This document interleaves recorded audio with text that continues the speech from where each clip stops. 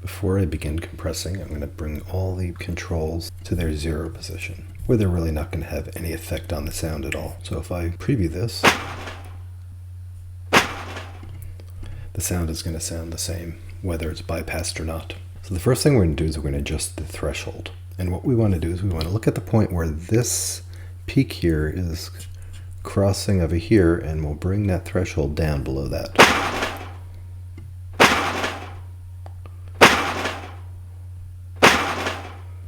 We'll try something like that.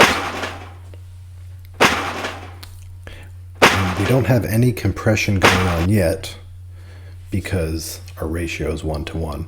So watch as I bring up the ratio, you're going to see a few things happening. You'll see the gain reduction meter will start pressing downwards with a red signal. This line here, the white line, is going to start bending downwards. And you'll also see a little red dot. As the signal goes up this line, it'll turn red as it crosses the threshold. Okay, so if we listen to this, you can hear that initial impact is completely softened. And let's render this and see what the result is. So you notice just this peak is reduced, and this stays exactly the same. Undo and re-render. Watch this part, how it stays the same. And that's the nature of compression. We're only compressing the peaks of this. So if we listen to this again,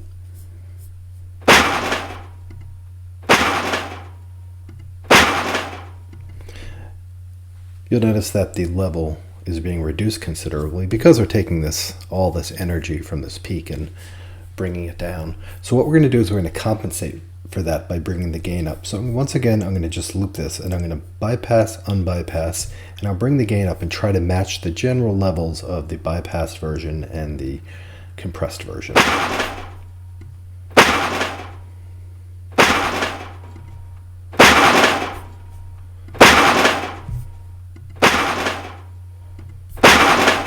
That's pretty close.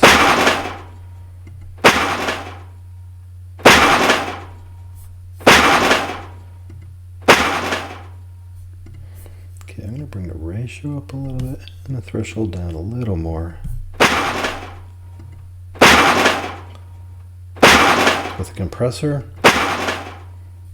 so we have the level relatively the same. So now that the gain is up, let's render it again. And you'll see that this part did change because we raised the gain, so everything goes up. So let's just look at this again without gain. All right, no change here. I'll undo that. Bring the gain up, and we're about 7. Okay, so you notice everything gets brought up then. So we still don't have that high peak. And if we applied this amount of gain without the compression, we would probably overmodulate here. This peak would be too high. So we reduced the peak, and then we brought the stuff afterwards up as well. And you can notice that we're hearing a lot of the debris crash as well as that cool ring that happens at the end. You'll notice when I bring the gain up and down, this white line moves along with that gain, just to have another visual reference of what you're doing. So now I just want to look at the attack and release parameters. I'm going to undo this again. So if you remember, the attack is how quickly the compressor kicks in and brings the level down. So right now it's coming in really quickly, so we're taking away all the transient. If I bring the attack up so it takes longer, we'll see that some of the transient will start getting through, and sometimes you want that, because right now we kind of have it squashed to the point where we're losing a lot of the impact.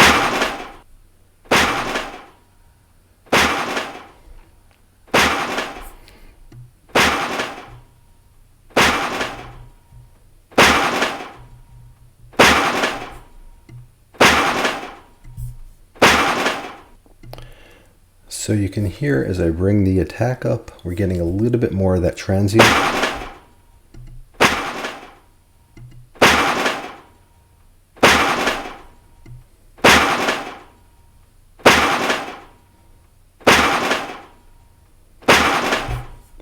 So we're bringing back some of the thud. If we render it, you'll see now we have a little bit of that impact brought back in.